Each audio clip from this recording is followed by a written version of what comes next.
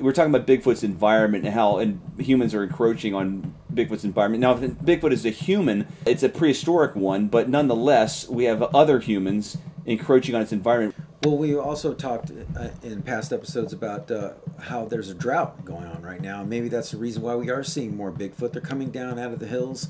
They're looking for water. You're saying primarily on the West Coast because... Primarily on the West Coast because the East Coast right now is snowed over. They're having a major snowstorm. And how would that affect a Bigfoot, the snow? I mean, clearly they're adapting. I don't think the West Coast Bigfoot's going to be traveling to see the East Coast Bigfoot because of the massive storms.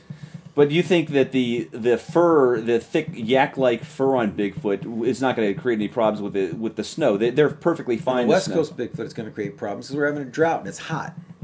But the East Coast should be fine. Okay, East Coast Bigfoot is fine. The problem is the West Coast Bigfoot. Now, Bigfoot are seen to be coming down from the hills more, the mountains, looking for water. Yeah, and there's something else in the news recently. You know, the water is, we're having trouble polluting the water. We've been having this problem for a long time, right? Well, recently, there's these cleansing soaps and stuff that now have these microplastic BBs in them for an exfoliant. Instead of using shells like walnut shells that are crushed, more of a natural way to cleanse the skin, they're using these microplastic beads. These microplastic beads are getting into our system. They're washing down into the drains. They're going through the sewer treatment systems, but they're going back into our water system.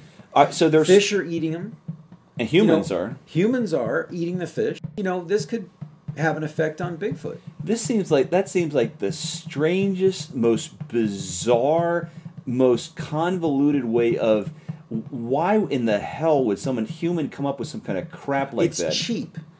It's probably an easy way to do it. It's so BS nonsensical. Now these things are people would be touting natural products, you know, with natural kind of the environment. You know, we're destroying the environment. But do something that would be in harmony with the environment.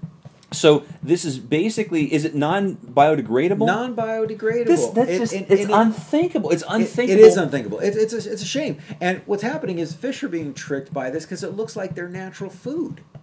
But how does this ever even get passed by the FDA? You know, drugs that could help people have a struggle to get passed. With a lot of money and a lot of booze and hot-looking women. It's just thick. It's sick.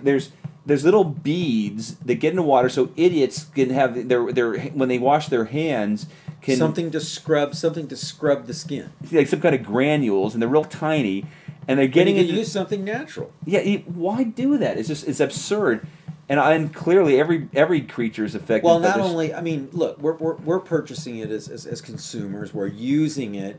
Little do we know that this is even in the product. We might not even be aware that this is even happening. This is poisoning the fish. We're eating the fish. Yeah, no. If there's two ways of doing it, the way that doesn't hurt the environment and the way that does, always pick the one that doesn't. What the heck? I would think most people if they had the choice would go with something that would be kind to the environment, something that would be biodegradable.